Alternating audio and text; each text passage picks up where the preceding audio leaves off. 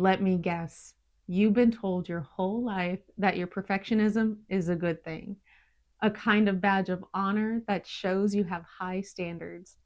You're the one who always goes the extra mile, who catches the tiny details that seem to slip past everyone else. But what if that so called strength is what's keeping you stuck, anxious, and completely unproductive? We're pulling back the curtain on the hidden mental traps that create the perfectionism procrastination spiral. This isn't about putting things off. This is a deep psychological loop that tricks you into believing the only path to success is to aim for the impossible standard. And that paralyzes you with the fear of not meeting it. I'm not just going to explain why you're stuck. I'm going to give you the practical step by step plan to release what's been holding you back. The seductive lie of perfectionism. To start, let's address the reality of why we cling to perfectionism so tightly. On the surface, it feels like a virtue, right? We tell ourselves, I just have high standards. People praise us for being meticulous, our organization skills, and for the sharp attention to detail. In a world that is always screaming for more, perfectionism can feel like the only logical way to earn approval and dodge judgment. But the researcher and mental health author Brene Brown has a different take. She defines perfectionism not as healthy striving for excellence, but as a defensive mode. It's a self destructive belief that if we just look perfect, act perfect, or do everything perfectly, we can sidestep the gut punch of blame, judgment, and shame.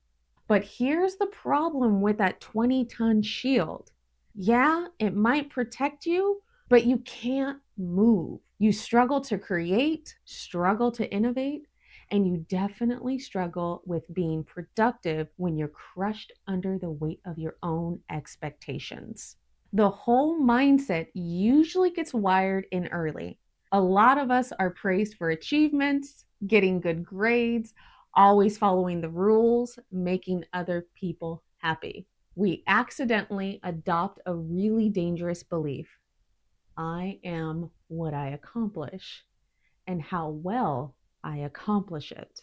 So we drag this shield into our adult lives, thinking it's our key to success. And it does work until it actually sets us up for a spectacular crash. Research shows that this kind of perfectionism doesn't just get in the way of achievements, it's linked to depression, anxiety, addiction, and something called life paralysis. It's that agonizing feeling of being surrounded by missed opportunities. The hidden trap, how perfectionism breeds procrastination. So, how does this intense drive of perfectionism lead to well, absolutely nothing? It's a cruel, frustrating paradox. The burning desire to do something perfectly can often result in not getting anything done at all.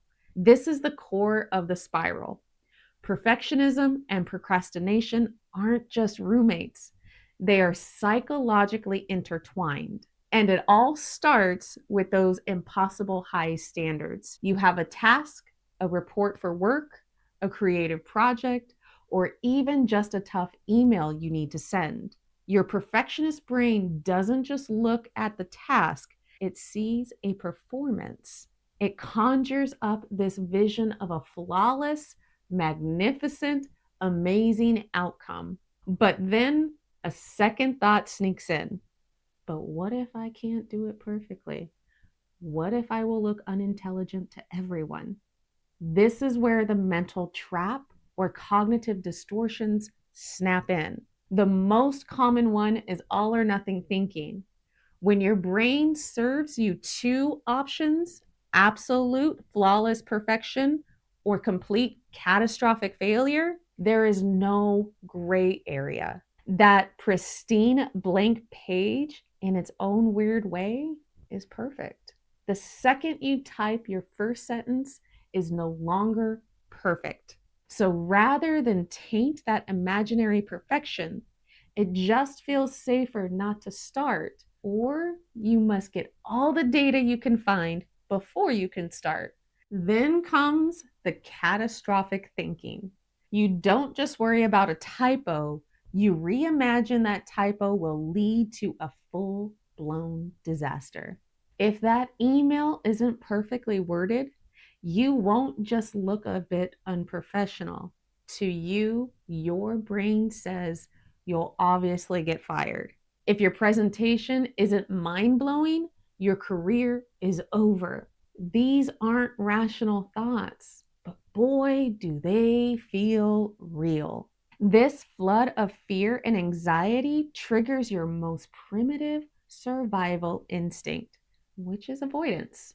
Procrastination isn't a character flaw or a sign of laziness, it's a fear response. Your brain, trying to shield you from a perceived threat of failure and judgment, makes putting off the task feel like the safest, sanest choice. And for a moment, you feel relief, but it's a fleeting high and it comes with a massive cost because now you still have the task to do, but you've added a thicker layer of guilt and shame for not doing it. It just fuels your perfectionism even more, locking you into a vicious, self perpetuating cycle. The downward spiral, the true cost of this cycle. Living inside this loop isn't just a hit to your productivity, it's genuinely destructive. It systematically dismantles your work, your mental health, and your self worth. The emotional toll is huge. The consistent pressure to be perfect and the chronic cycle of putting things off creates a state of persistent, low grade anxiety. You end up living with this nagging feeling of not being good enough, of always falling short. This can easily snowball into some serious mental health challenges like anxiety and depression. You feel stressed, overwhelmed, and just plain exhausted from the nonstop battle inside of your mind. And then there's the hit of your productivity. The very thing you believe will make you a high achiever, perfectionism is actually sabotaging it. Deadlines get missed, not because you don't care, but because you actually care too much. Projects get abandoned halfway through because the messy middle feels too imperfect to bear. Opportunities are ignored because you don't feel ready or good enough to grab them. You're left with a resume full of almosts and what ifs. But maybe the most damaging part is what it does to your sense of self. When your value as a human becomes fused with your performance, every single task turns into a test of your worthiness. Success feels temporary, while every tiny fail feels like a direct hit to your identity. You get stuck in a trap of having to prove yourself over and over again without ever feeling like you actually got the A plus.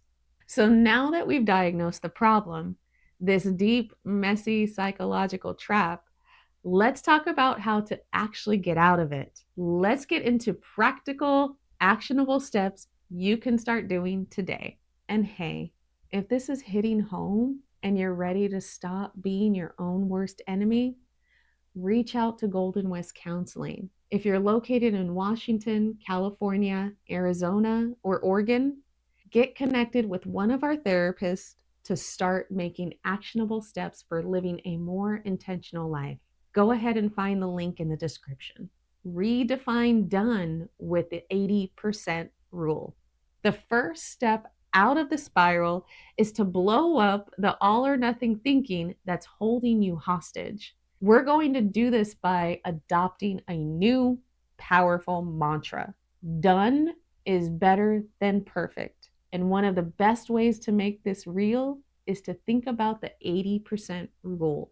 The idea is simple. Instead of aiming for a flawless 100%, you give yourself permission to shoot for 80%. This isn't an excuse to provide sloppy work. It's about aiming for good enough. It's about accepting that a finished product at 80% quality is infinitely more valuable than a mythical perfect project that may only exist in your mind. So, what does that look like? Let's say you have to write a report. The 80% version means the core research is solid, the main points are clear, the structure makes sense, and the grammar is fine, but it's not going to win any award. It's a solid B plus. By aiming for 80%, you instantly lower the stakes. You dial down the pressure and anxiety that trigger procrastination in the first place. It gives you permission to make a mess, to have a clunky first draft, and to get something down. You can always go back and make it better, edit it up to 85% or 90%. But here's the kicker: you can't edit a blank page. The 80% rule gets you over the biggest hurdle of all, and that's just starting. The escape plan. Break it down. Perfectionists see tasks like they're huge, terrifying mountains. Write a novel, launch the business. The sheer scale of that perfect version is overwhelming enough to make you want to take a nap. The solution is to stop staring at the mountain and instead focus on one tiny pebble at your feet. You need to become a task surgeon. This means taking any intimidating project and slicing it into the smallest, the most ridiculously easy steps you can think of. The goal is to make the very next step so tiny that it feels almost silly not to do it. Writing a 10-page report is terrifying. But what if you broke it down like this? Open a new document and give it a title. Jot down the 3 main questions the report has to answer. Find one statistic for the first section. Write one ugly, terrible paragraph. Each of these steps are concrete, doable, and completely non-threatening. When you complete one, you get a hit of dopamine and build momentum. You start to create a positive feedback loop. Taking a small step feels good, which makes taking the next one easier. Before you know it, you'll actually build something significant, not by wrestling a monster, but by stringing together a series of effortless little wins. The escape plan. Practice strategic self-compassion.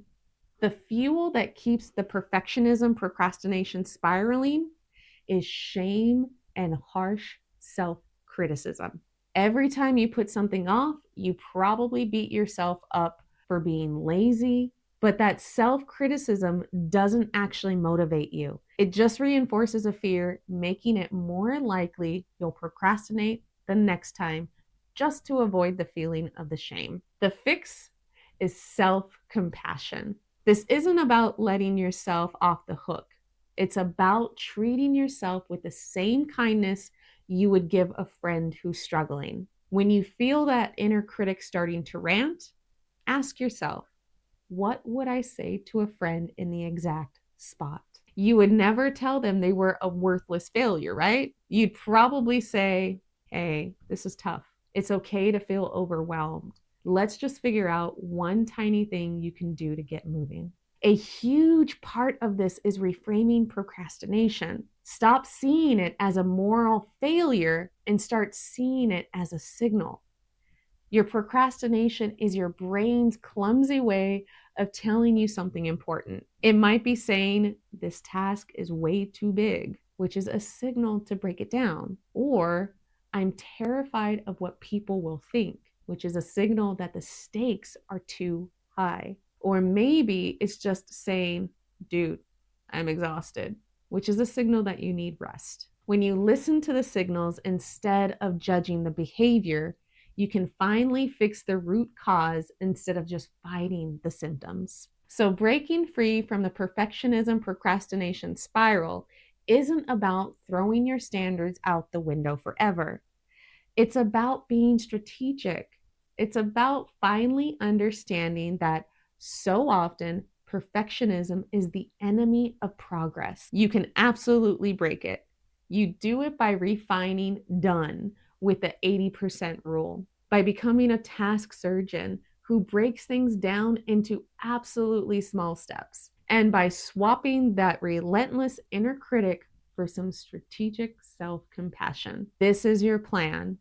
It's your path to not only getting more done, but to reclaiming your peace of mind. It's about finally setting down that 20-ton shield so you can stand up straight and actually move forward. Progress, not perfection. So you just learn how to break free from perfectionism and procrastination with practical steps that move you forward.